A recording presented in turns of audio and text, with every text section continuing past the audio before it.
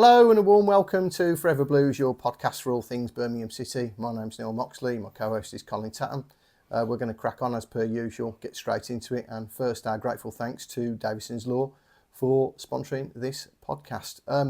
We're coming to you the morning after the night before, fairly dramatic evening at St Andrews, it has to be said. Col, what were your overall thoughts? Another sort of last-gasp escape. You can't knock Blues for late drama this season, if anything can you. The scenes at the end, it was a draw against Sheffield Wednesday, second from bottom, but to rescue something from the game, it was exhilarating in its own way. Overall, you would have hoped Blues to have put them to the sword. They were in control of that game after going ahead, but again, what we've seen in the Coventry City game and Sheffield Wednesday, individual errors, and also, just a bit of a lack of care and attention, and also that killer instinct to put a team away cost them. But one thing, if you're looking for a positive, the sort of resilience, if you want, and the determination to see things through right to the very end. Again, I think it's 4 of the 7 league goals have been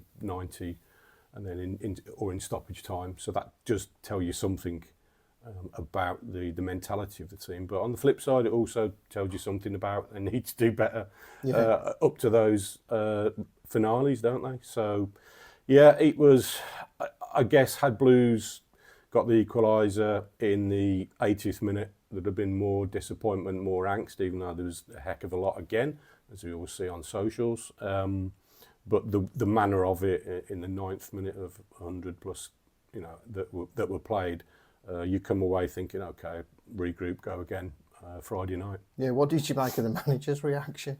That was Jose Mourinho-esque, wasn't it? Yeah, I'm not sure if we were on the main stand side, so we had a good view of it. I'm not sure if that many people were aware of what happened.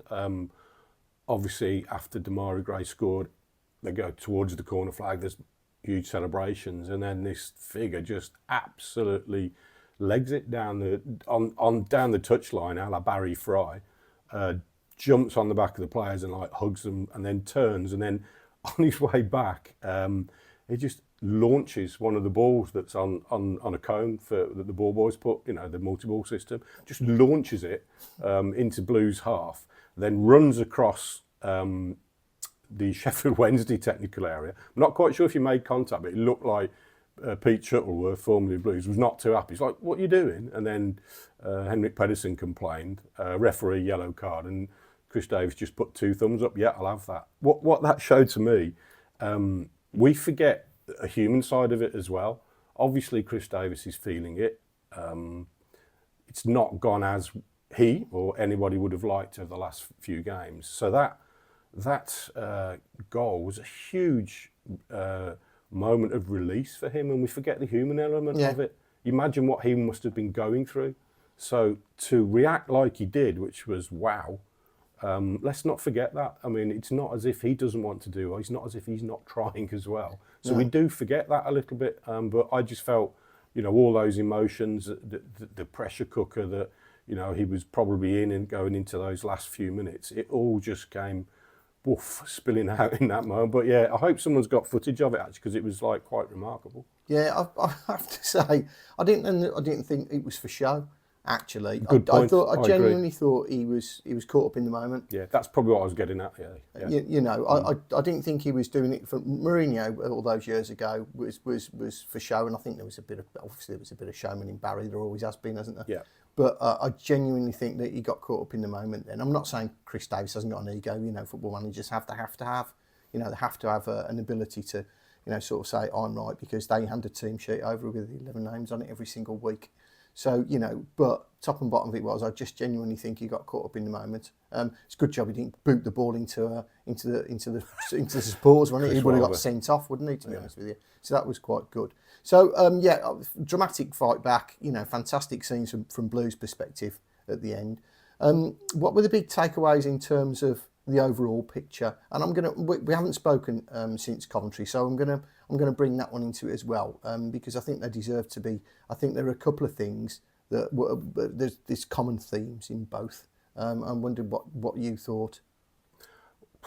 The overriding common theme is the errors individually. Yeah. Really, Blues in the last 2 games have conceded goals which basically are quite poor, sloppy, bad, and they'll know that as well, individually and collectively as a unit. And there's a lot of people that you could dig out for being culpable. They can and should do better.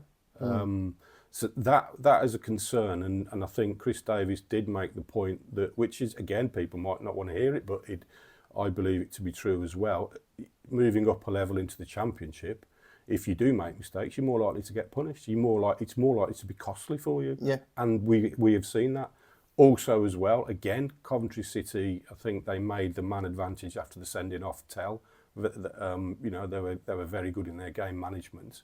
And they made Blues look like a poor, pretty insipid team. Yeah. There were circumstances, though, in that game that contributed to, everything that sort of could have gone wrong almost did go wrong, from Marvin Dutch being injured in the warm-up, having to readjust. And, Jack Robinson's sending off, the first challenge was a bit reckless, to be honest. And then the second infringement coming so soon after the first, you could see why the referee did it. And then the goal just after half-time just killed any hopes, really, for Blues. And then, so again, the pressure going into Tuesday night against Sheffield Wednesday then just gets bigger and bigger, doesn't it? What did you think of, of going into the next game? Yeah, I'm just going to build on what you've said, really. The key takeaway for me is we're not difficult to score against.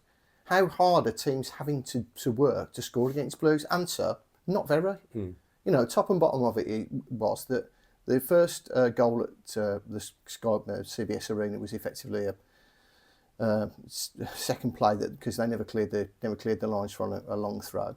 The second one was maybe to do with the fact that they had a spare man at the back post because we were a man short, and Bright Samuel had to drop in onto one of the central attackers and left somebody behind him. Although I have to say I'm not entirely convinced that he knew he was there.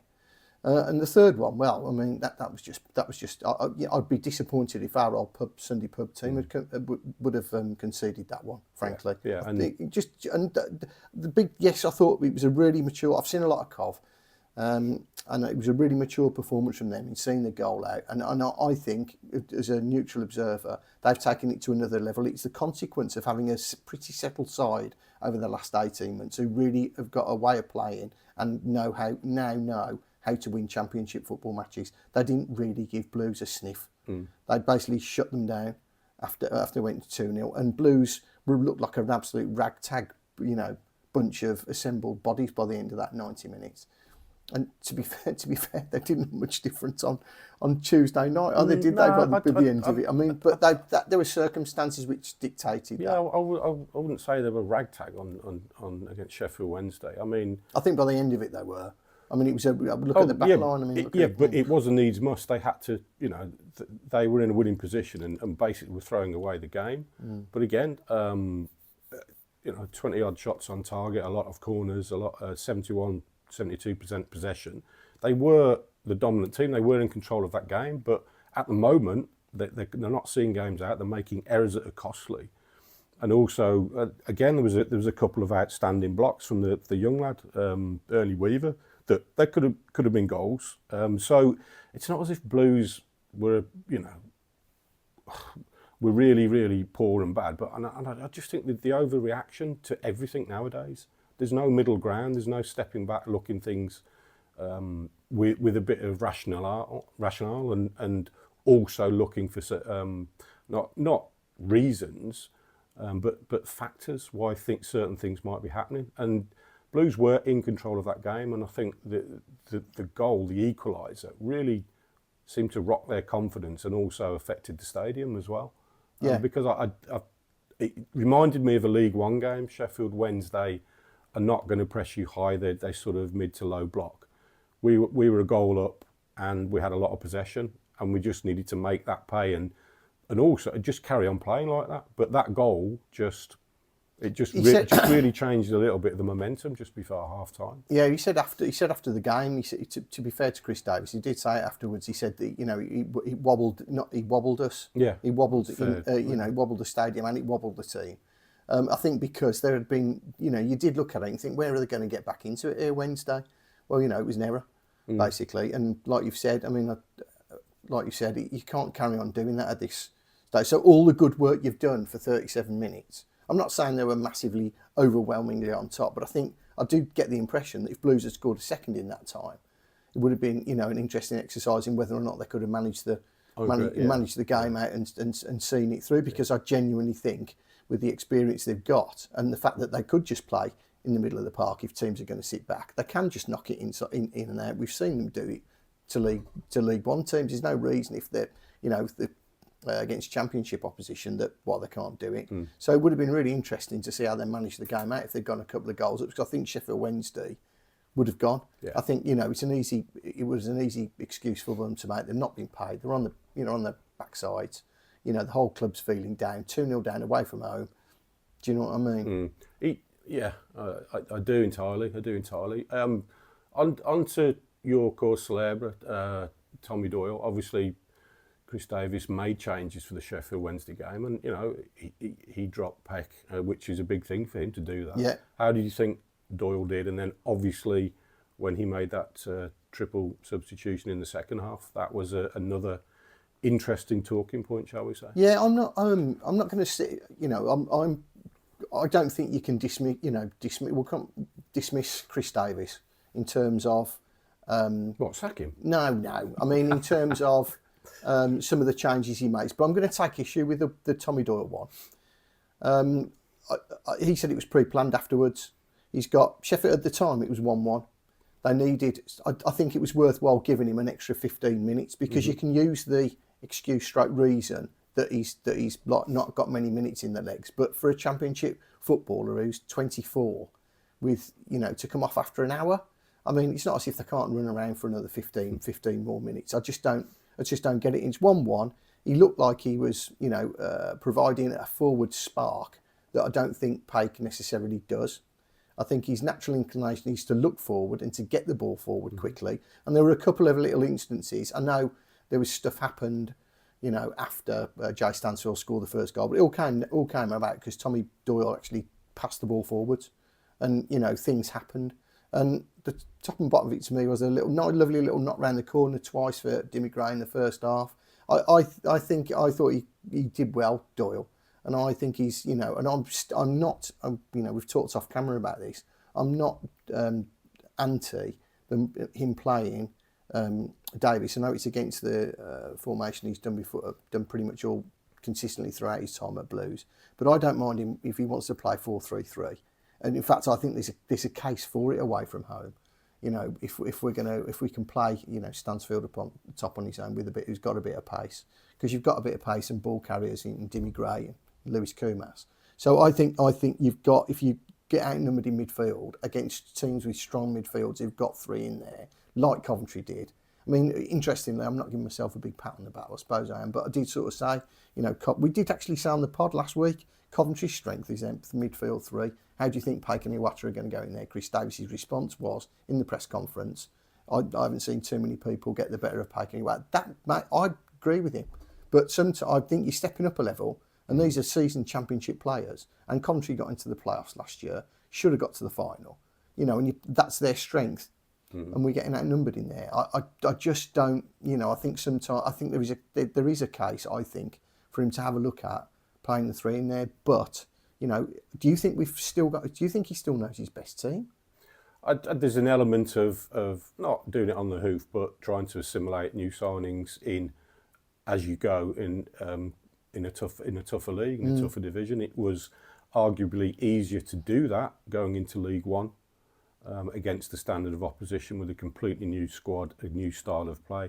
You've added 12 players or whatever it is, and then to expect them to hit the ground running, it's almost going to be a little bit difficult because you do have to respect the standard and the opposition that we're coming up against. That midfield area is certainly an issue, especially away from home. One thing that triple substitution did elicit was a fair few boos from supporters. I mean, we've had a chat about this. I was a little bit uneasy at that. I'm like, come on, it's have we become too entitled as supporters now? Were we spoiled by last season? And what are we expecting? We've back to a level where we were in the Championship, and the previous years in the Championship were pretty awful for about 6-7 years on the spin. So, okay, the manager might be making a decision that I don't agree with, but I just thought that, come on, we're better than that. Yeah, we would have killed for to have these players, wouldn't we? During the dark days, we would have absolutely, we would have thought our Christmases had come at once. Have we become a little bit entitled? I think the answer to that is probably yes. I think the answer to that is probably due to the fact that, understandably, there's been a bit of tub thumping about Birmingham on the rise and all the rest of it. It's great to have that expectation level, but does it need to be tempered? I'll tell you what's happening. Measured a little bit. Reality is tempering it. Reality is tempering it. They're not going to storm. It doesn't look like they're going to storm up the Championship table. It looks like Chris Davies is trying to find his feet. It looks like the side is trying to find an identity that fortunately came about pretty early on last season. And those things need to be taken into consideration. There's a lot of knee-jerk reaction out there, obviously most of it on socials afterwards. But in the cold light of day, has it been an awful start? No. Has it been? Does it have serious improvements to be made? Yes. Do we have? But all things considered, it's 12 points after 8 games? Is that what it is? 11, I think. Is it 11? Well, yeah, 11. 3 points off second place, 5 points off the bottom 3. But he actually said at the start, Chris Davies, before the start, ball was kicked, I want us to be competitive.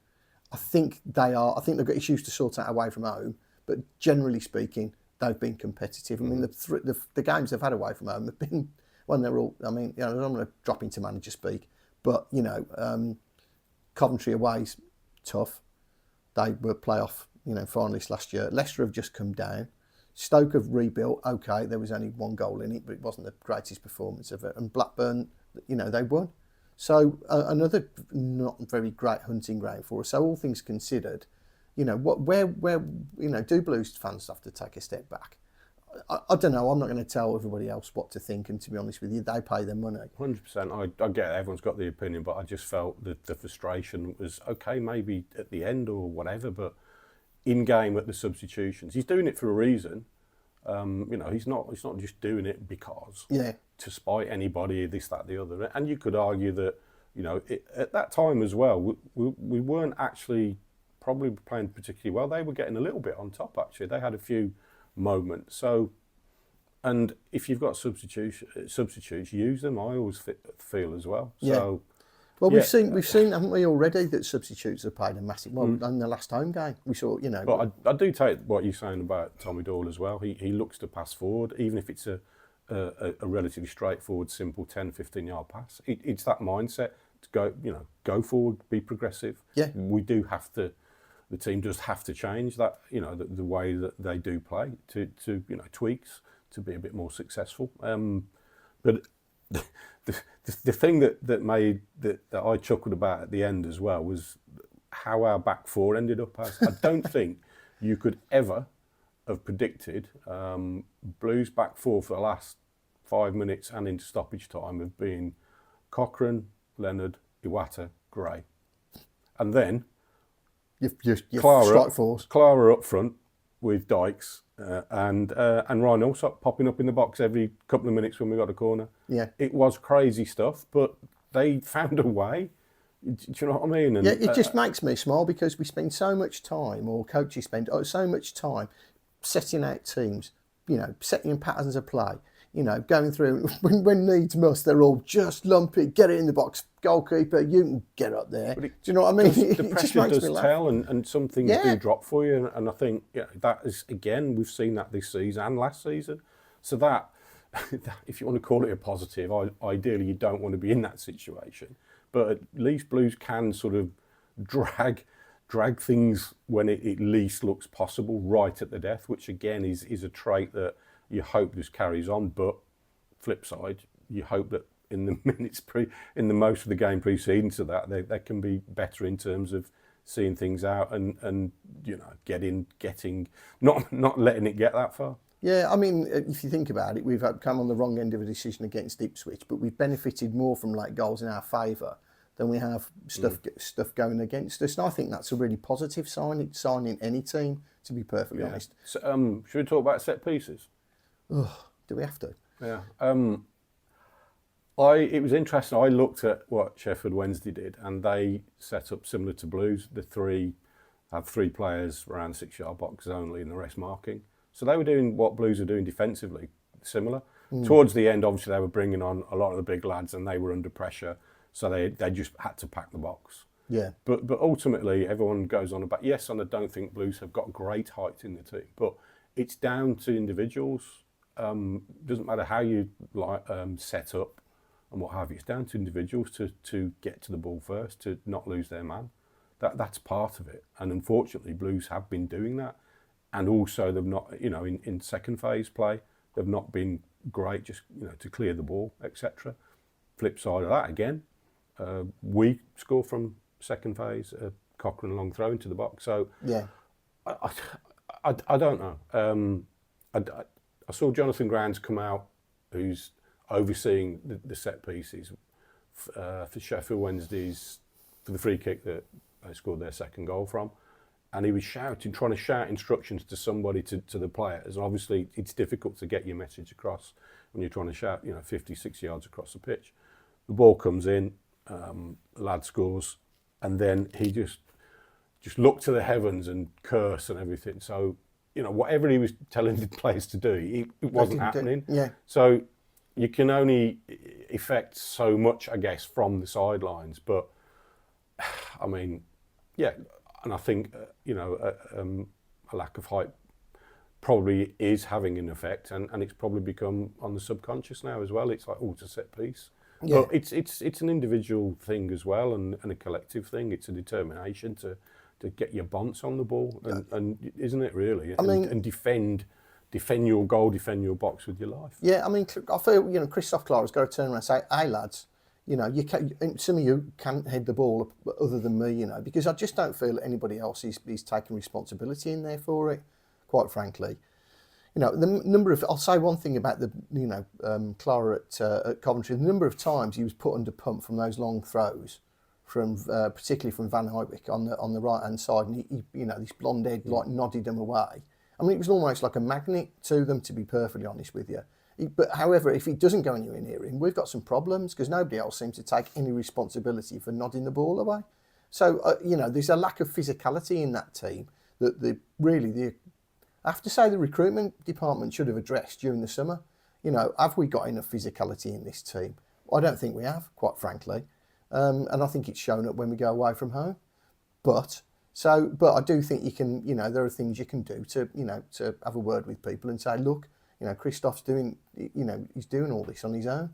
And I don't think it's, I think it's a problem that he's solved. I mean, the one thing I would say about that free kick, two things. One, the delivery was excellent. Mm-hmm. I mean, I know he's, Barry Bannon in a better team than Sheffield Wednesday. Could play in a much better team than Sheffield Wednesday. I mean, I don't know every time I see him, he calls his, but I don't know whether he raises his game to play against Blues, but he calls it, I think he's a lovely little player, and his delivery for that was great. The second thing I would say is, it was a tap-in at the far, it ended up being a tap-in at the far post. How's he got there? How's he got to the fact that somebody's tapping the ball in less than, on the edge of the 6-yard box, when it was quite a way out?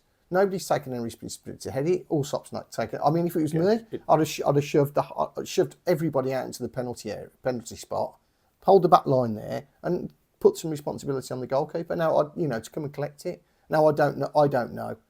That's just. But it seemed to me they were too deep, and they caused themselves a problem. And also, don't give away Neela's free kicks. I don't think that free kick. I think it may have been Kumas that transgressed. I don't know, but. Don't give the opposition chances to put the ball into the box and what have you. It's these moments, margins again. Obviously, Blues could have gone ahead. Keogh goes through, then 3-4 minutes later, you concede. So it's moments that are not going their way. They're not taking opportunities, chances, and then they are fallible the other end, and that's what switched the game round to make it 2-1 again. Kyogo's movement, etc., etc. He's lively, he's bright, he's busy, but he's there to score goals, and he's not finishing chances, which are good chances. Yeah, It's a concern. Yeah, it is. I've said since day one, he just looks to me like a striker that's been low on confidence. All the confidence he's probably gained from banging in a bucket load of goals at Celtic has seemed to have been ripped out of him since he's come back from Rennes, because you could almost feel, I think seasoned football observers could see the sort of like trepidation, apprehension when he realised he was clean through, and he got to actually do something. He had to actually think about that. There was no instinctiveness. He had to actually think to himself, "Am I going to get this ball past Horvath?" And I just think he was still thinking about that the defender closed. The defender came in. Chris Davies has said, "I've looked at his record. His record suggests he gets goals. I'm continuing to persist with him." He's making it difficult at the moment for the manager, because, like these aren't chances that shouldn't be taken. We've seen that they're chances that at least one of them should be. I don't think I'm being unfair there. The other thing is as well, I think there is a bit of a continuity aspect with the front line, because there are injuries that have and are affecting the team. Yeah. Like I said a couple of weeks back that I'd like to see Dux and Stansfield, who in effect were a front pairing, for want of a better phrase, against Swansea, and that was promising. So we've not seen that since, and now Stansfield's got injured again. Yeah. So it is difficult. You need some regularity. Yeah. And the team to be settled, which again, it's not an excuse. It's a factor. Yeah. Yeah. No, I absolutely agree with you, mate. Right, I think that concludes our... we could just carry on for hours, to be perfectly honest with you, but I don't know whether or not you want to listen to it. So that concludes our dissection of Tuesday night's dramatic affair at St Andrews. There'll be another podcast along shortly whereby we preview the game against Wrexham on Friday night, which is obviously a big one for all sorts of reasons. But I'd just like to thank Colin, my co-host, and also Davison's Law for sponsoring the podcast, and our junior partners, who are AMG Logistics, Bewdley Spirits and Drain Tech. So a grateful thanks to all them. If we can open ourselves up to humbly ask you to like, follow and subscribe, as we always do, it does help us. Thank you ever so much for being with us, and see you again shortly.